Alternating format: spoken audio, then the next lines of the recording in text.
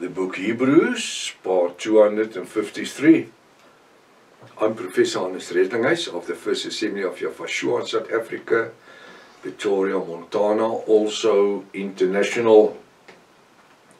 Should you require any of my books which I've written, maybe the restoration of the original Sacred Name Bible, the Rottenham version, the one that was translated by Dr. Joseph Briant Rottenham in 1860. I always say it's the best English stroke Hebrew Bibles that you can lay your hands on. It doesn't have its equal. So should you be interested, you can contact me at my WhatsApp number. It's a +27 international code for South Africa. The number is 0722 367 124. Just go to my website, https://yahvah.co.za. I would also just like to use the opportunity just to thank everybody that so often contact us and just have a heart full of thanks for the gospel which is spread throughout the world, the revelation words, people that came to the revelation word, hallelujah, and say today they really understand what the word means.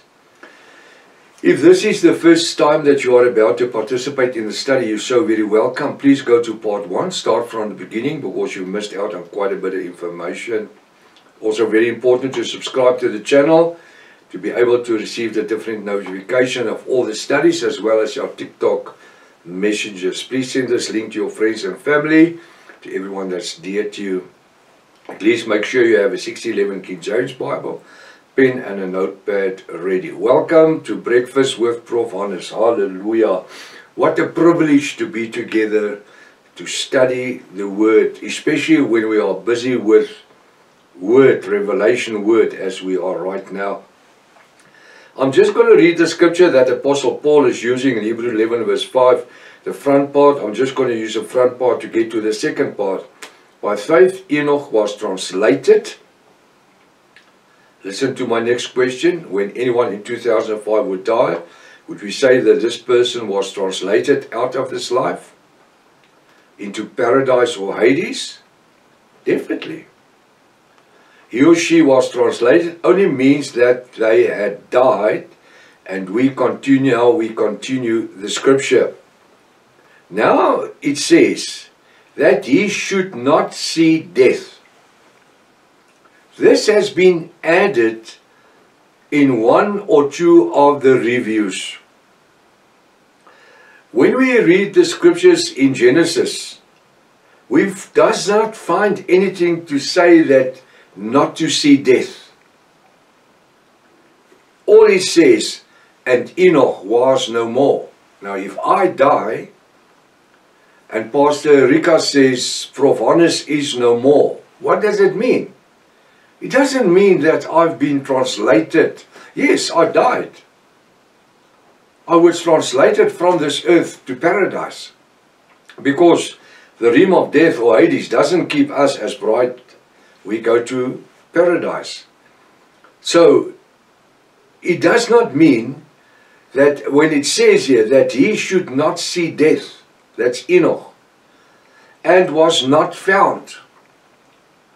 It only says in Genesis 5, it says, and he was not found anymore. Just mean he died. But now they added this part, that he should not see death. I mean, it was only the prophet Elijah that was translated from life, alive, into heaven. He says that he should not see death and was not found, because Yahweh has translated him. But we are all translated, mean chains, taken away. For before his translation, he, that's Enoch, had this testimony that he pleased Yahweh Almighty. every one of us who are Yahwist today have a testimony that we are trying our uttermost best to please Yahweh, our Elohim. We understand that? Never forget the intentions of the Freemasons in creating the book Enoch in the 17th century or in the 16th century. Well, like I say, today there are 5 books concerning Enoch, and everyone claims to be the book. Now listen to my next question. When anybody in 2005 would die, would you say that this person was translated out of this life into paradise or Hades? Yes. They were translated, meaning that they had died. Because you can't go to paradise alive. You need to die to get to paradise. We will have to explore one of the greatest revelations in the Bible, because it is affecting everyone's lives, even in the 21st century and beyond. We need to explore. We need to do our own research. We need to study. We need to read between the lines and see the figurative speech. We will have to study different scriptures to fully come to this great revelation. We need to ignore certain church teachings and dogmas to come to the full revelation. Like I said on Monday, you need to take your glasses or spectacles, religious spectacles or denominational spectacles, take them off, put them on side. Because as long as you've got them on, you will not see the revelation word. Why? Because you are blinded by these church teachings and dogma. The first question I need to ask, can Yahweh our Elohim lie? Can he? Of course not. The Bible says he is no man, should he say something and not do it, that he be able to lie. If he says you're going to die, he's going to die. That's his word. He cannot turn on his own word. The second question then is, how is it possible that the book of Genesis and the book of Hebrews, now you must listen, tie your seatbelt. The second question then is, how is it possible that the book of Genesis, the beginning of the Bible, and the book of Hebrews, the one that we're reading, Apostle Paul's book, which is about 4,000 years apart, can differ so much that it seems like the two are contradicting each other. My other question is, can the Bible contradict itself? In no way. Because if the Bible can contradict itself, when we need to just push it aside and become atheists. But because the Bible has up till today never contradicted itself, and I do have a couple of years with Bible research and studies, especially the eschatology behind me. It is over 58 years of studies in the eschatology and the Bible, and not once have I found the word to contradict itself. Why will it contradict itself on a subject like Enoch? If there never even existed a book like Enoch, with any authors, I mean, at least if you write a book, you need to have the author. All my books which I write has got an ISBN number in front of it, stating myself as the author, my qualifications, and in the back it has a full bibliology. Where the book Enoch has got nothing. It's only got a publisher. Now we will first read what Genesis 5 verse 21 to 24 is going to state. because we're going to compare the two. I just want to read Hebrews 11 verse 5 before we go over to Genesis. By faith Enoch was translated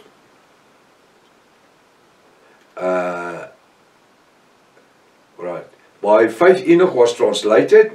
Now listen to my next question. When anyone in 2005 would die, would you say this person was translated out of this life into paradise or Hades? What do you say? Yes, he was translated, only meaning that he died. Now we continue the scripture. That he might not see death, and was not found, because Yahweh has translated him. For before his translation, he, that's Enoch, had the testimony that he pleased Yahweh Almighty. Right. We will now first read what Genesis 5 verse 21 to 24 states. Remembering what we just read in the book Hebrews. Genesis 5:21. And Enoch lived 605 years, and he begat Methuselah. So he had a son with the name Methuselah. Verse 22. And Enoch walked with, now it says in the book Enoch, with God. It's impossible. It's impossible to use the word God. Especially Enoch, who was supposed to be in heaven and saw everything in heaven and received all the different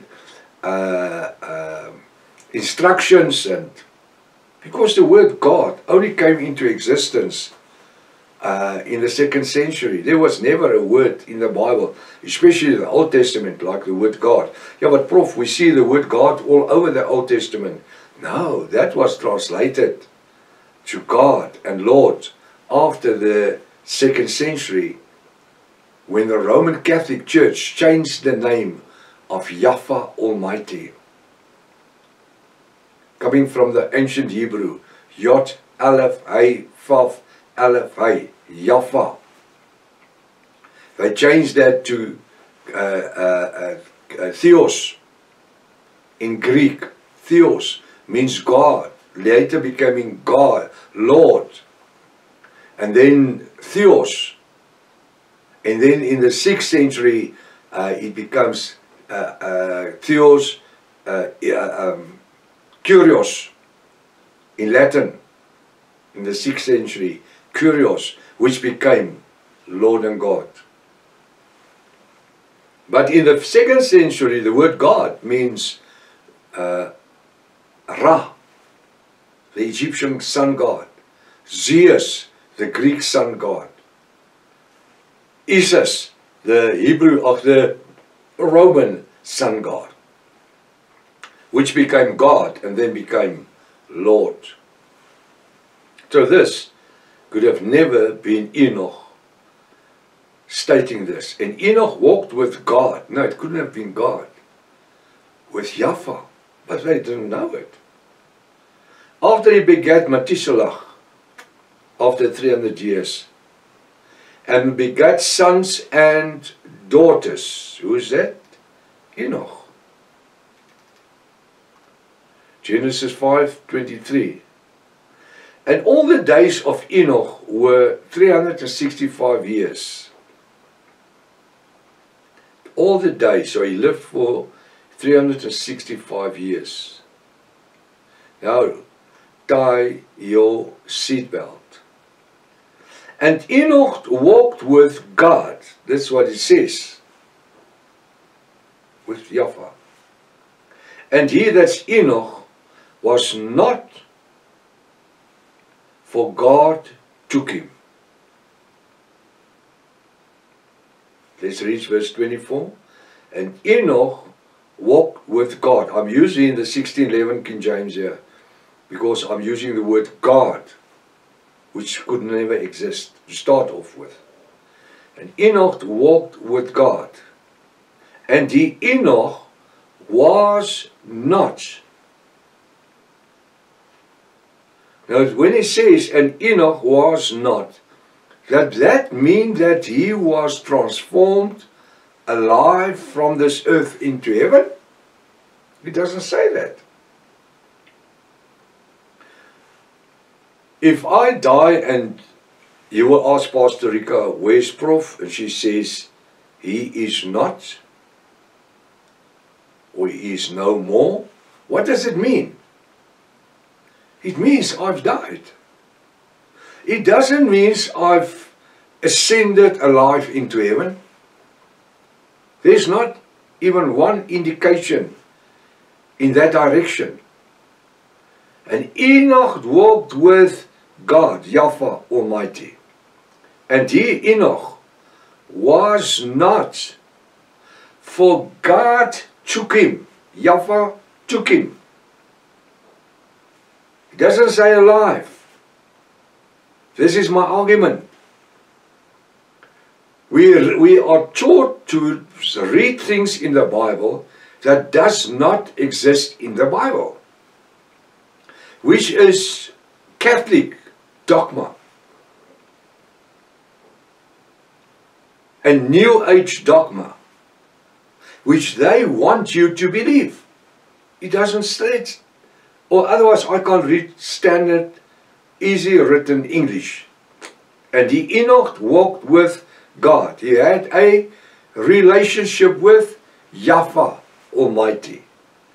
And he, that's Enoch, was not. Why was he not? I sure I can ask a little boy of 8 or 10 years old and he would tell me, Prof, because he died. Because he died. For God or Yahweh took him. It doesn't mean he took him alive into heaven. I cannot even insinuate that.